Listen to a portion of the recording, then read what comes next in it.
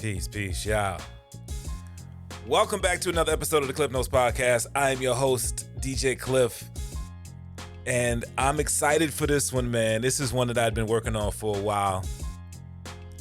Hey, yo, so I be on my fire, man. I be on my fitness as a habit, working on trying to just be better, like overall be better, man. You know what I mean? And a part of that is being up on my mental health, my mental wellness, and all of this stuff that I do with DJ Klyph Productions is definitely a part of that.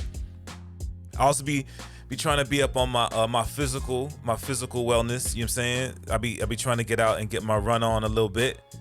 I mean, and on my spiritual, of course, you know, tapped in with the higher power. But a part of the physical, man, is like trying to get my diet right. And wifey and I have been on the journey to a plant-based lifestyle, and I've had some exposure to it. I've had a lot of exposure to it over the years, and sometimes it's more difficult than others.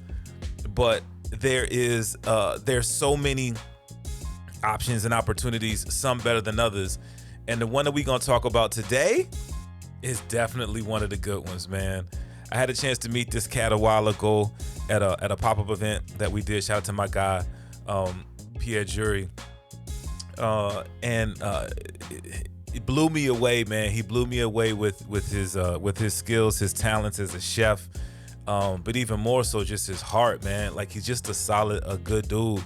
And it's been cool to sort of watch. It's been cool to watch how his talents and his gifts have grown over the time since he started doing this situation. And so we had talked about then coming together and you know, I wanted to hear the story, man. You know how I do, man. I wanted to hear the story behind the whole situation. And so we've had an opportunity to do that. We connected, and I think you're really going to dig this episode. I think I hope it has an opportunity to impact you in a positive way. And if you're on a journey to make some moves, this might be a part of that for you. I'm really excited for y'all to hear it. I'm really excited to hear feedback. So yo, get ready for this one, man. I'm telling you, we about to hear about one of the well celebrated restaurants in the Portland area, and how it's so much bigger than just the restaurant. How it's about building community and impacting lives, man. My guy Jewan Manuel came through and chopped it up with me.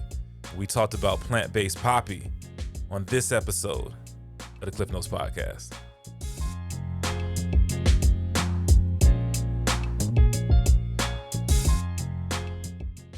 Support for the Klyph Notes podcast comes from Akepele Apparel, an idea born from a love of hip-hop, funk, and soul music and its surrounding cultures. With fashion being a huge visual part of the cultures, they've created expressive images to pay homage, invoke nostalgia, and showcase the elements that make up the lifestyle and cultures of these genres. Akepele, apparel for the music lifestyle. For more information, check out akepele.com. That's AKEPELE.com.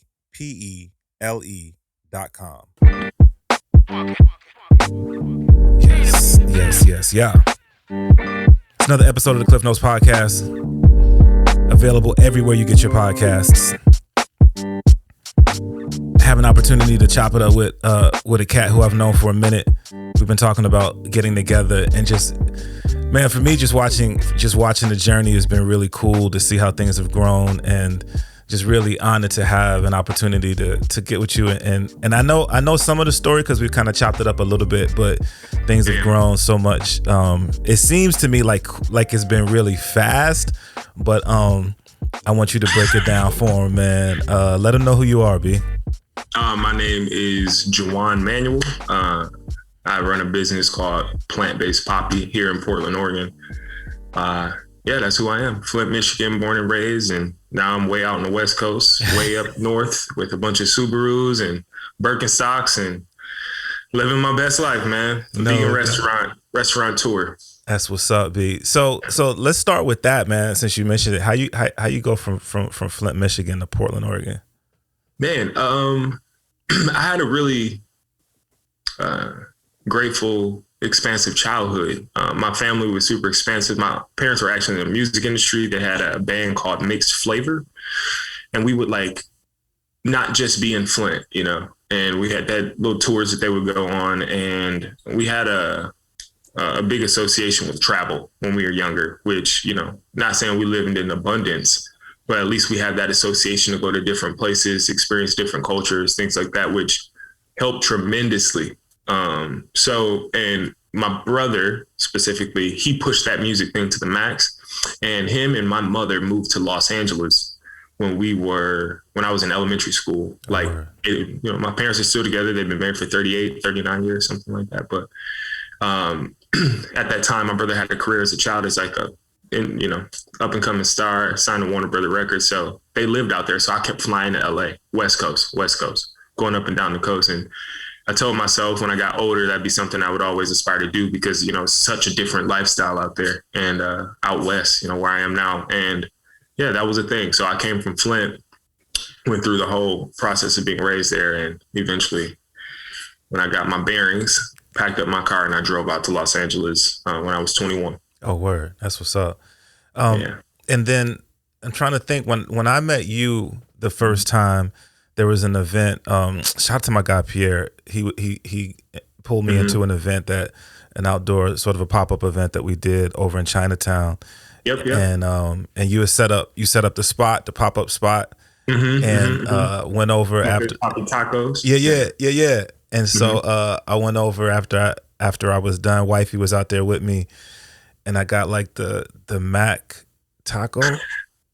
The mac and cheese taco, truffle mac and cheese taco. Yeah. And I had a jackfruit taco at that time too. Yeah. Bruh. And so wifey and I have been trying to get on the plant-based tip for a minute. I remember you said that. Blown away, bro. Just so blown away. Thank you. Just, I mean, the you know, one of the struggles I think working on trying to move towards a plant-based lifestyle is it's not always, I mean, it's because I've been at it for a minute. It's better now, but it's not always easy to find that. You know what I'm saying? To find that thing, like it says mac and cheese, and then you eat that and you're like, okay, that's not mac and cheese. that's mustard around some noodles. Yeah, I know what you mean. Yeah. How did you get on the path of you know, creating a plant-based restaurant? Like, how do you even get to that place? Man, so as funny as it sounds, I'm a huge believer in planting seeds and speaking things into fruition and all that kind of stuff. And in high school, it's all going to wrap around, hopefully. But in high school, was able to graduate a little bit early and dual enroll and take a culinary course at a local college in town in Flint, Michigan. Okay. And when I was there, we were to put on our own course. So my course was based around the book, The Alchemist by Paulo Coelho. Mm-hmm. And my whole concept that I built, like after doing the culinary thing at that place every day, is that I was going to make a restaurant called Santiago's, which is the main character in that book. And the restaurant is about alchemy. You come in, you sit down. There is no cuisine. You come in, you can eat, which now I know is impossible to do. You got food ordering, food produce, all that. But the idea was you could come in there and we create whatever you want. You want Mexican, you want it Italian, you wanted American food. We could create it because that's what the idea of alchemy is about. Mm-hmm. Being able to create whatever you want out of this life. And so that was in high school. I went to college, I played football. I threw all this stuff in the bag, you know, and wasn't even thinking about it.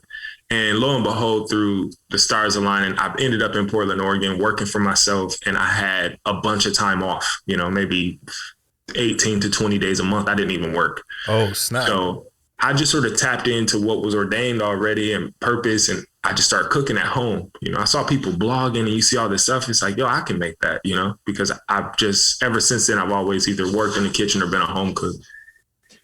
And when I moved up to Portland, I had completely bagged the whole food thing. I never even thought about it. And I just started posting little recipes online that I was doing and paying attention to the market and doing some, you know, educating myself on how that looks. And eventually I got enough draw to be like, let me try to do at least a farmer's market and see how that feels, you know, because I didn't have the capital to be funding myself to, you know, move into a space. But, you know, you had to read the market. And fortunately enough, like when you saw me, that was my second event ever, you know. Oh, snap. and it was not expensive. I literally had 2 tacos, but those are the 2 things that I know how to make. Right. So it started that way, just like home recipes, building, and eventually seeing like, how can I own this and not work for somebody else right now? Wow, that's crazy, bro. So the going into the culinary, getting the education, like, have you always just dug food? Like, have always just like tooling around in the kitchen? Like, where did that come from? I did, because you look at it like the loss and the lesson thing. My mother not being around, which is like, not like she's a deadbeat. She was taking care of my brother. My brother had a career. She had to go on tour with him and all those things. Yeah. But that would leave my dad to go to work and I'd be at home, you know? So I started making little cinnamon toast crunch. The worst way, by the way. I would put butter on toast, cinnamon and sugar, and then put it in the toaster, not in the oven, but, you know, on the toaster, and like the butter be dropping on down. And mom was like, why is this plugged up? Whenever she would come home. And I'm like, I don't know.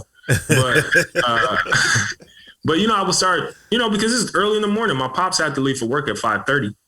I didn't have to be at school until 7:30, 8, you know. So I would just be at home making little breakfasts and stuff like that. And that got me to being more passionate about like making it better, you know, figuring out what components made the eggs a little bit, you know, when you sauteing eggs, like put a little milk in it, a little butter and salt and pepper, and all of a sudden it's a little bit fluffier. Right. Stuff like that I would do as a kid.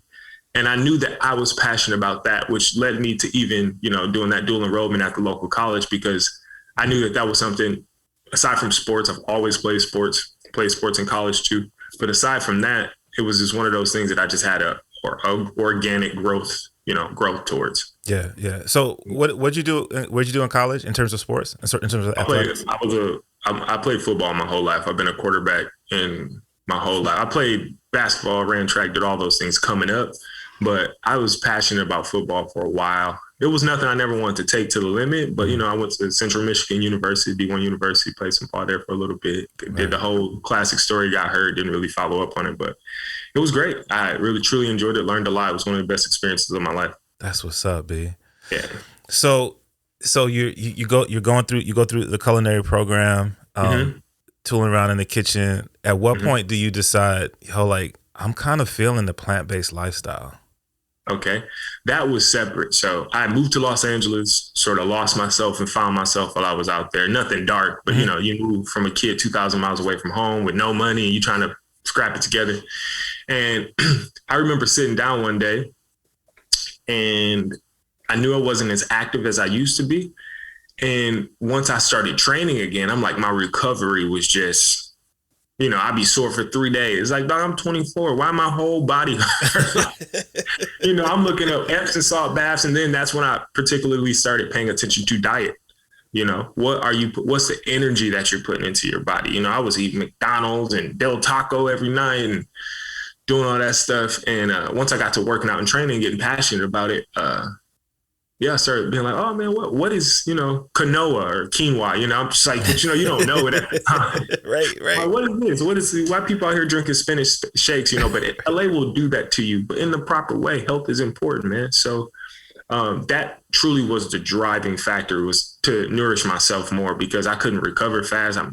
You know, you do some workouts and you go and eat Burger King, that ain't the move, you know. Right. Only 22 tacos and tequila, that ain't gonna get you back in shape. So that started it.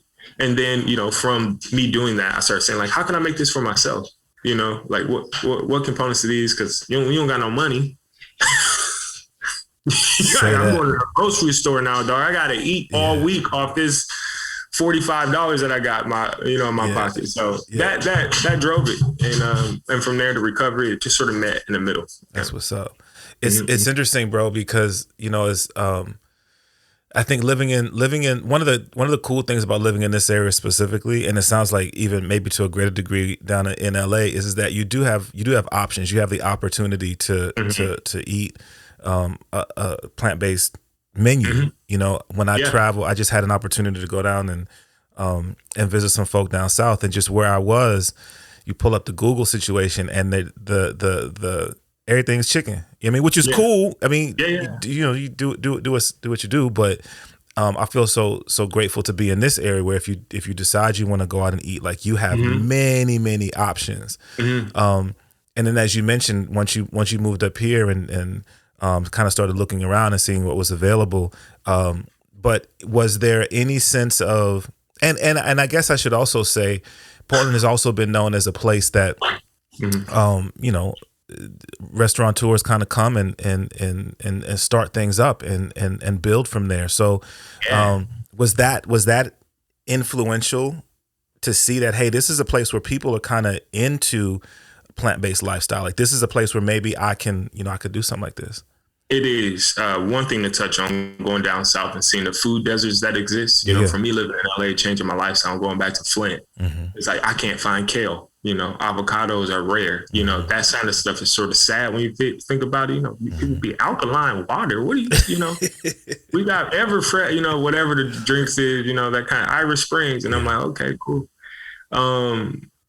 You feel that, and that's really detrimental to our people too. You know, even having a conversation with them about me having a plant-based restaurant, what that they all have an association like, I don't eat that. It's like if you eat French fries and you like, you know, bread or whatever, potato, like it's all vegan.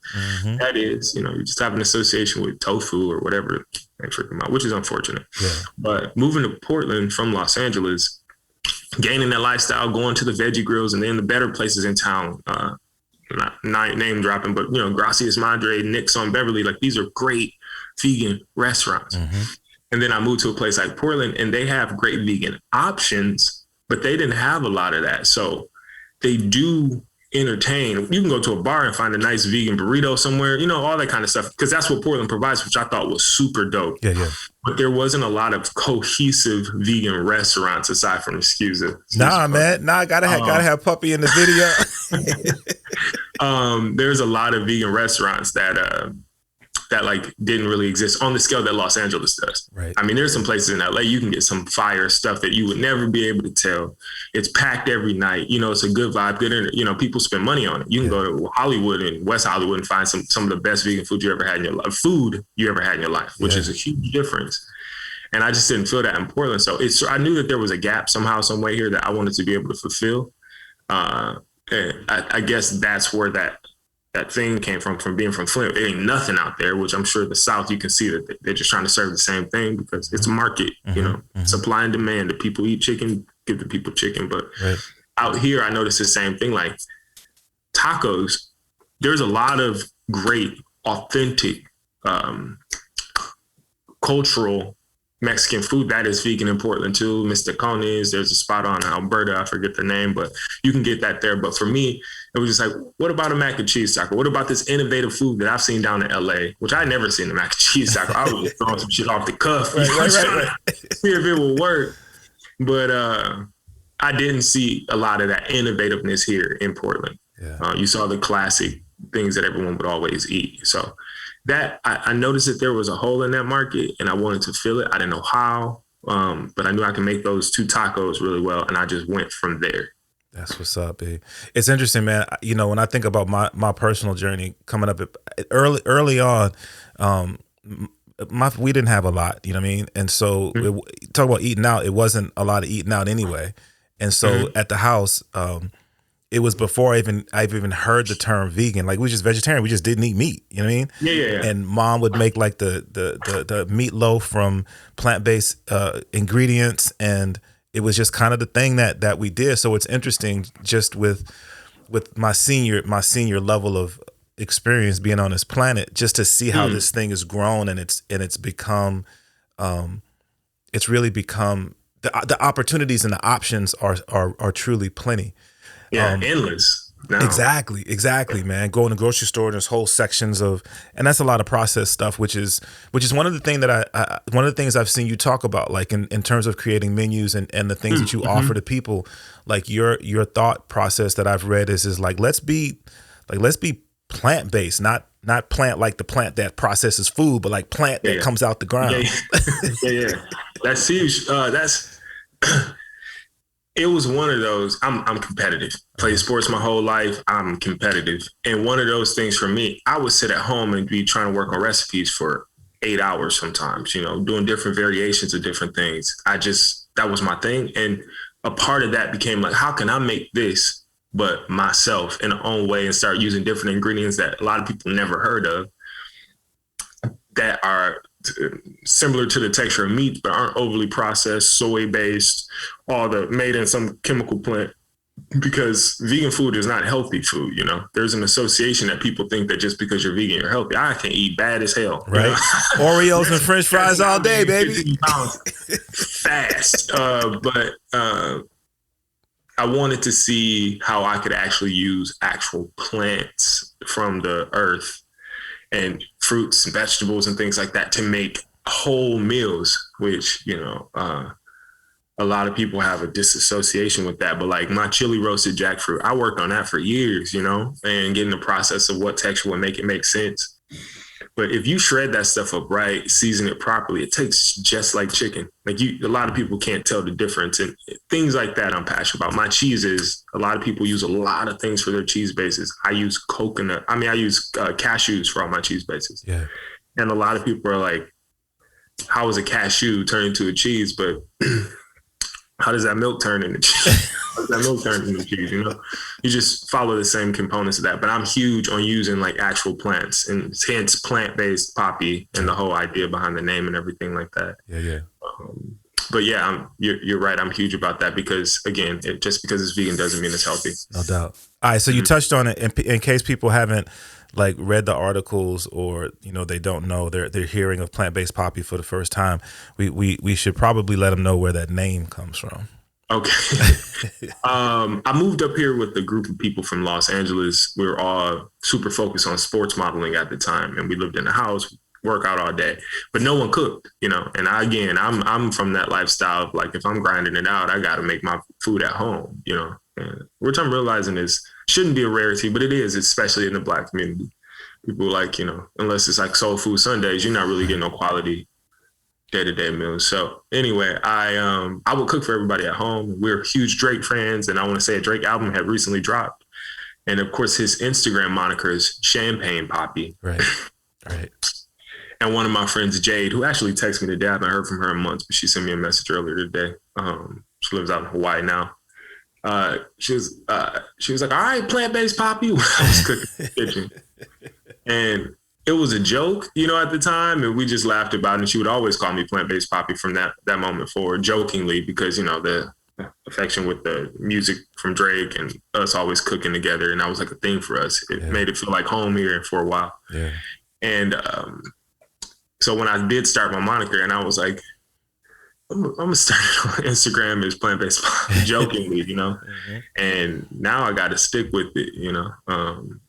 It sort of represents something, and try saying that at the bank though. You know, I'm here at my accountant. It is Plant-Based Papi. They're like, what? Papi? And I'm like, nah, P-A-P-I, Plant-Based Papi. But yeah, that's where the origins of that name came from. That's crazy, but so dope, B. One of the things that I spoke to you about, I think around the time that we met, I was looking at sort of my own wellness journey, and I'd started the Firebrand Fitness as a Habit, which was really about you know, my fitness journey, my physical fitness journey. But for me, it's really holistic. It's also my mental fitness and my spiritual fitness, and just trying to look at the whole person. And one of the things that that I sort of vibed off of when we met, and then every time that we've talked since, is you're obviously very talented as a chef, but like your energy is so warm, and you are like, you're up, and you're engaging, and you're welcoming in just how you move. How do you tie all that together while at the same time working on building a business, building a brand, growing that? Like, what is it that fuels you to maintain that positive energy? Man, there's a few things there, but I would say the number one thing is it's always a struggle, you know, because everyone goes through these things, but it's like, how do you manage, you know, when you come from a place like Flint, you move to a place like LA, figure it out, you move to a place like Portland, you start knowing the keys to be like, life is easy, you know, everything is what you make it. You know, you got, when you wake up in the morning, just be grateful that you're here, and everything else, spiritually, whatever you believe in, it'll work itself out. As long as you just got a good spirit, you look people in their eye and you're as present as possible. So, you know, I don't enter a room or I don't make a connection with someone being dismissive. You know, I'm how you doing today? You know, what's that connection? Because you never know, that could be that one connection that could lead you to that next thing. Because that's a testament of my life. The everything, everywhere I'm at this moment is just from a product of me being positive and me being present in every moment to try to make sure that I'm connecting with people. And another big part of that is representation. The human body learns from repetition. The human brain learns from repetition. And I'm huge on just like, rather than waking up at fault or feeling upset, I start understanding the responsibility that I have to wake up with these good intentions, with this good heart, being pure, helping out when I can, connecting with the community. And that's where that drives from. Because, as Black men, you don't have a lot of great examples out there. We exist, a huge plethora in every spectrum of Black people that represent a certain ilk, that was raised properly, I come from a good family. But in the long term, we either get washed away by some big system. We either fall victim to capitalism and just want to make some money real fast, But it's like, I'm a Black man and I want to own a business in a town that you couldn't even be Black in. You get hung at Washington Square, 60, 70 years ago. The idea of that to me is like, I got to be representative. I got to be present. I got to make sure when I'm walking around, everyone feels that light, because then might not be me, might be some kids that's going to start something after this or whatever, but at least they can see and be like, oh, that's a good example. He ain't out here with no mischief. He out here definitely focused. Every time he come around, he help us out. He pays things forward when he can, because I think that's a part of it. We need to be seen. We need to be normalized in these spaces to be like, he's an owner. He connects with his community. He's happy when I see him. He's not out here on no meds 24/7. And eventually, you yourself, every time I see you hustling, your wife selling T-shirts, and y'all just connecting, saying thank you, looking at everybody in the eye, getting up, making sure we make that connection as a handshake, even if the conversation is brief. I feel that energy, you know what I mean? And I know where it comes from. And that's something that I just admire and I wanted to represent. So it's great. And I appreciate you saying that you've recognized that, because I'm definitely passionate about make sure my community sees that we are represented appropriately. That's what's up, man. Appreciate that, for real, for real. And it definitely goes a long way when you consider that there's so often people are paying attention and you don't even necessarily realize that they're paying attention. You know what I mean?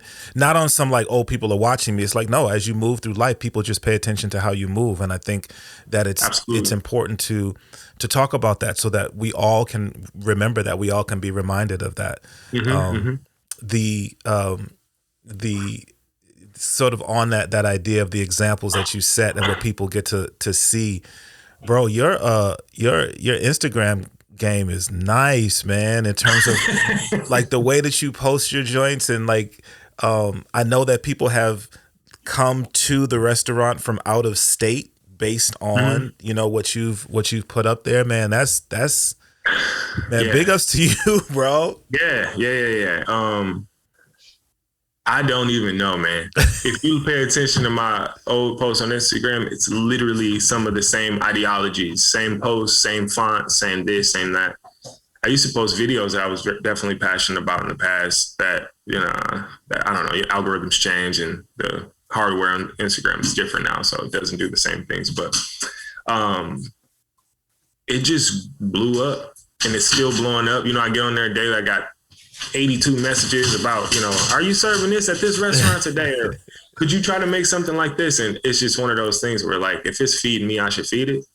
So I try not to tie back into it because I'm not a huge social person. I like talking to people in person. You don't hear my voice much on Instagram, which is going to change. I'm realizing that I'm missing out on a whole market, a whole digital flywheel that I'm hitting out on just because I'm just doing the thing on Instagram. I don't have a TikTok, a Snapchat.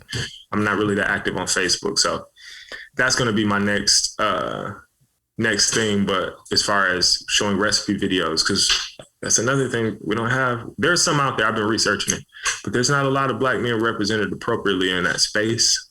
You get the Tabitha Browns, who blew up during the pandemic, and now she has deals with McCormick and Target with Ulta, the beauty line. Yeah. I'm paying attention to that kind of stuff, and it's like, where's the Black man in that space?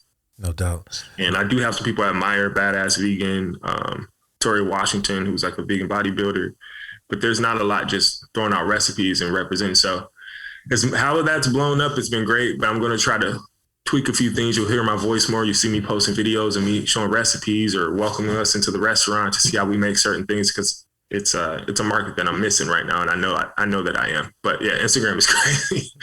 Yeah. Instagram is crazy. I can literally post something like we did Taco Tuesday last week, and I posted about it. Hey, we're bringing Taco Tuesday back 3 hours before we open, and then that night our sales were up by like $1,000.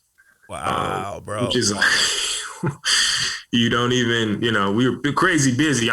My team that I work with, they were like, please don't post on Instagram. We had a long day already. Some work multiple jobs because they're just hustling. They're passing through as a traveler to work for me while they're in school or something like that. Yeah.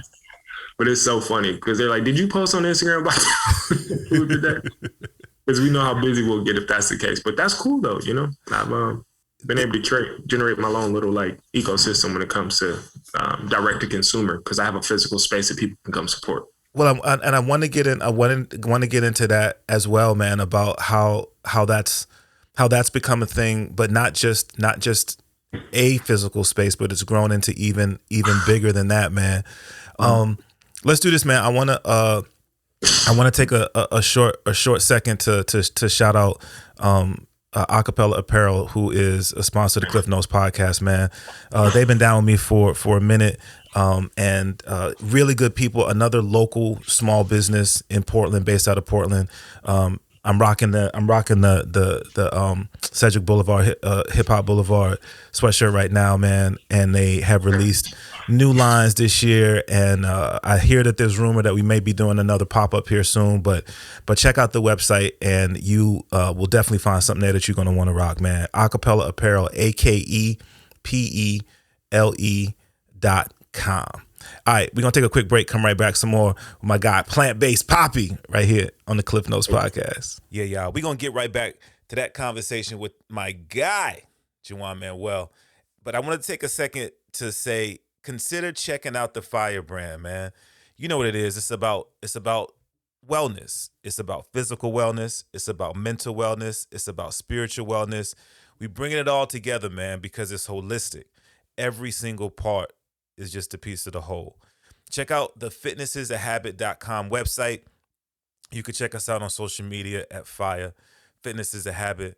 And let's build, man. Let's build a better place for one another and for ourselves.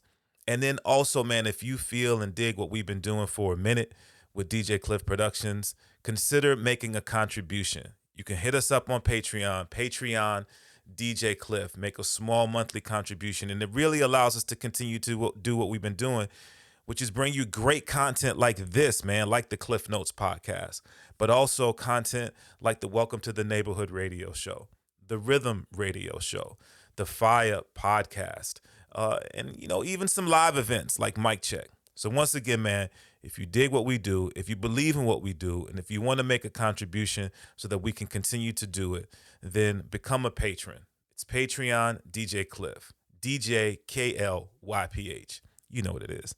All right, y'all. So we're going to do this, man. We're going to get into some more of this dope conversation, hear more about Plant Based Papi, and encourage you to go check it out, man. Let's get right. Know what I mean? Let's go. Yes, y'all. We back at it, man. My guy, Jewan Manuel, a.k.a. Plant Based Papi. So, to me, bro, I don't know. It seems like it seems like it's all happened really fast in terms of when we met that first time at the pop-up to where you are now. That was 2019. Yeah, bro, just 2 years, man. That's crazy. That's crazy. So now, you would, I know that you were doing pop-ups at some events, and then you had a space that you were kind of regularly at for a minute. And then I saw the announcement that you had like home base on Morrison. How did that all come together, bro? Man, touching back on the same thing I said before, being present, connecting with your community rather than trying to outsource, I think we get to a certain age, you think I got to be at this place. I got to be in LA to make it. No, you don't. You y'all, it's a digital dash right now. Yeah. You know, these people, you can make it from wherever you are through the internet, you know? Yeah. And, or even if you do end up in a place like that, you still gonna end up on the internet, which is funny enough. But for me, I walk my community, I connect, and I started doing the pop-ups at a night market here off Williams in Northeast Portland.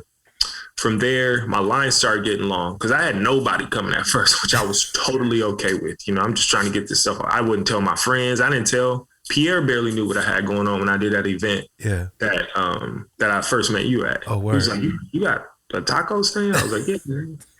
But I started doing that organic growth, you know. Yeah. And my line started going past a cafe here in Northeast Portland called POA Cafe, and the owner Janice Group. Great person in the community. She was like, hey man, I see that your lines have been growing. It's about to get cold out here. These night markets ain't gonna happen no more. Would you ever be interested in taking over my kitchen in the evening? You know, you cut me a little price. You can stay in here, wash it down, close it up like it's yours. And so rather than turning away from that, you know, I ran towards it. Yeah. And didn't know what I was doing, but it started making sense.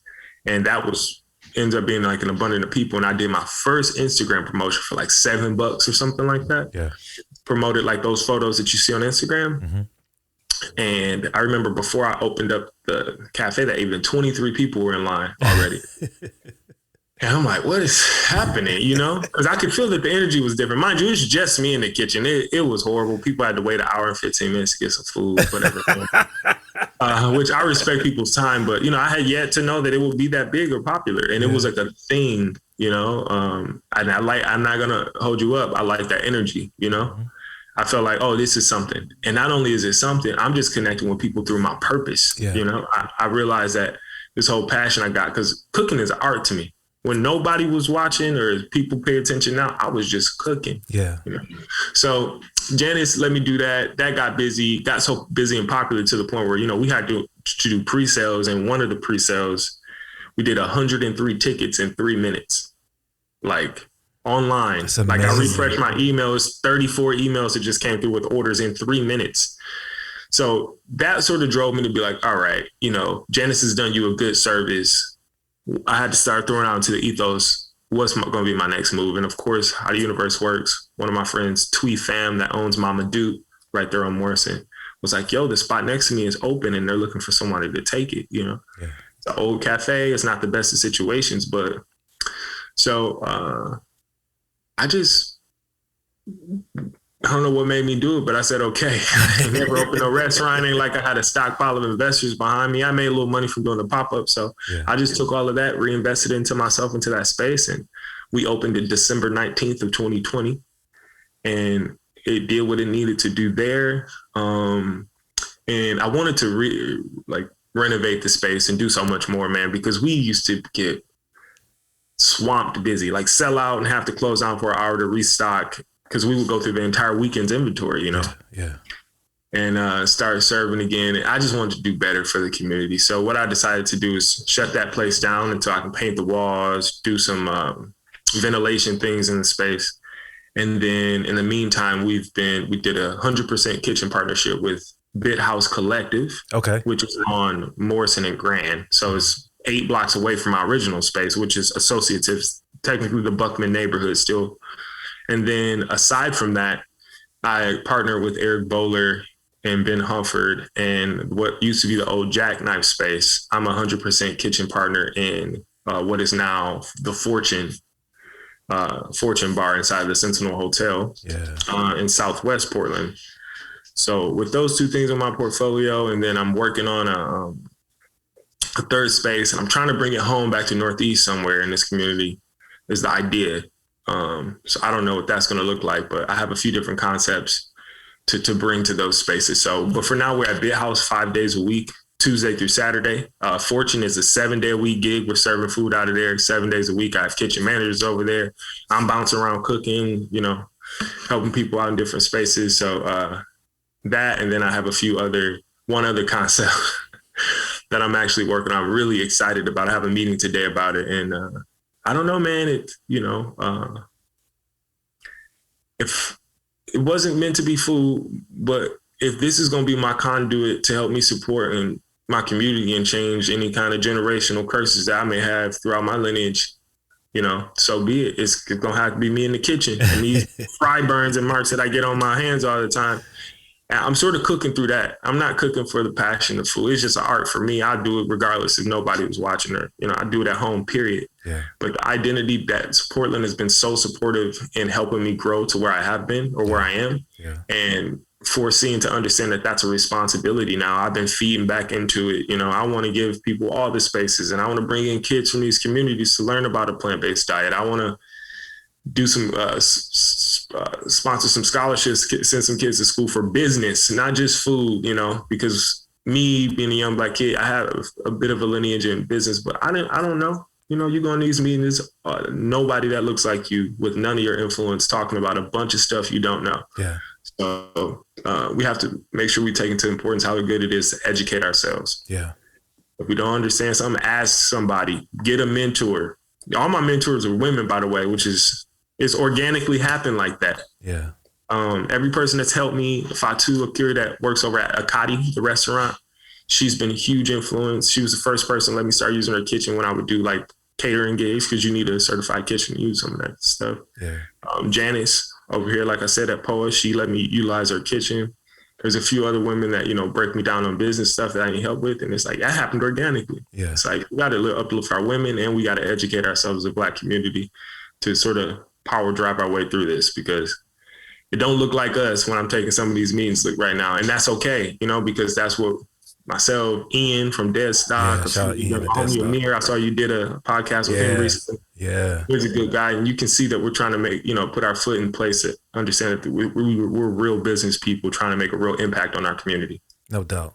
I mean, and man, I think that I really want to double down on that, man, because seeing you as a young man doing what you're doing in a fashion that is creating pathways for people who are coming behind you, man, it's not lost on any of us that we do live. We choose to live in an area where there are not.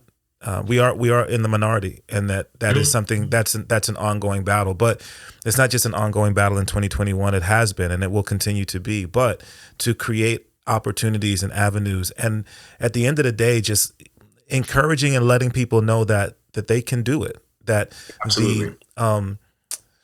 The obstacles that have existed for years and years and years that are ingrained within us, that sometimes we forget that we can overcome those obstacles, and they don't define us. What you're doing is that you're laying down this blueprint and saying, this is something that I was passionate about, and I've been able to build what I've built thus far, not on my own, but and not by selling anything out, but just by building relationships and building community. And we can all do that. All of us can do that.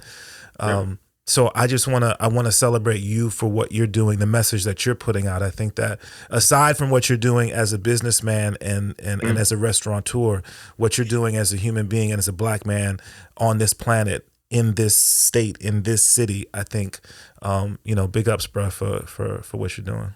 Appreciate you, man. That's huge. And same to you. I see how you move. We've crossed paths a few times. It's always in a respectable manner. And I love to see people in their light. When I'm around and I see people in their light, that I didn't used to understand that. In LA, a lot of people do politicking. I'm going to go go to a party, but go meet people. It's like, no, you're not, But if I pulled up to a couple of things and you've been DJing there, you've been selling stuff. Like, I love to see people in their light. You come to visit me at the restaurant before, like, that's the kind of networking I'm trying to do, and I like to see. So I've always admired that as well. And it's only not saying that it's not a lot more, and that's not putting the elk of negativity on other racial groups, because they've been very supportive. They've been putting us on and putting in positions, and we can all help each other as human beings, period. Yes. But it is super cool to see people that come from our culture that we can see doing their thing in their light. And while we're moving around the city, it's a bunch of them, and I feel like it's only getting bigger. I'm just grateful to be a part of it. Some of these people come to these events, yourself, my homegirl that Sydney that owns Drink Mame. Shout out to Drink Mame. I had an opportunity to do some work with them, man. So cool to see what they're growing into. Super nice. And just man, it's like a little renaissance going up here in the Pacific Northwest of music, culture, food, health, wellness, and just Black excellence and greatness and community excellence, of all cultures that I'm just really grateful to be a part of right now. No doubt, yeah. Man. I've already mentioned it. You do such a great job, I think, with I know you said that you're still working on some stuff, but what you've done thus far with social media, people really have an opportunity to be up on what's happening when you're in the new spaces or things that are coming. You also have the website. But what's the ways that people should tap in? Like, how should people stay connected so that they know, all right, these are ways that I can support, or these are the ways I can just go get a good plate of food? Yeah. Like I said, we're at Bit House 5 days a week, Tuesday through Saturday. We open up at 3:00 there until late, but late is 9 normally because dinner rush is done by then. And then Fortune is, I'm again 7 days a week. We're open there 4 until midnight. If you need to tap in any resources, Instagram is definitely huge, but I connect that with my Facebook, so that's always thing. And it's Plant Based Papi, so ITSPLANT base BASED PAPI on majority of platforms. I'll be expanding that soon. Get on all the TikToks and be like all the cool kids. I ain't gonna be doing no dances, but I'm gonna be on there, man. It's like I said, it's a digital gold rush, and I don't want to miss out on this opportunity because what I can try to do to provide for the community around me. So I'll be out here. That's what's up. Yeah. I'm looking forward to editing this up and getting it out so people can hear it. I'm going to do this as a crossover with Klyph Notes, but then also with the Fitness is a Habit brand, man, because I think that it's important that people in both platforms get to hear what you're doing. And for me, man, you speak to what I want to do, which is just hopefully spread love. You know what I mean? At the end of the day, that's really what it's about. More than anything else, is just spreading love through physical, spiritual, mental wellness. And so once again, man, I just want to say thank you for what you've done. Thank you for being accessible, not just to me, but obviously to the community. And I'm just happy to be on a journey with you, bro. Appreciate it, man. Same here for you. Thanks for having me and wanting to even chat it up. I know we trying to make this work for a minute, but everything happens when it's supposed to happen. So I appreciate you. Thank you. Absolutely, man. Absolutely. It's Plant Based Papi. My guy Jewan. Check him out, man. Get yourself a good plate of food, but then also stay tapped in because we know that there's more good things that are happening.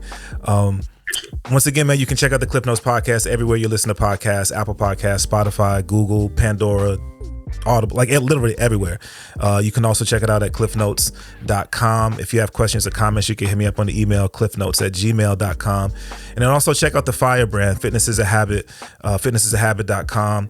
There's also the Fitness is a Habit or the Fire podcast. And we're going to continue to have these sorts of conversations and just continue to build good community. Once again, thank you to Akepele Apparel for their continued support of the Klyph Notes podcast. Check them out at akepele.com, AKEPELE.com.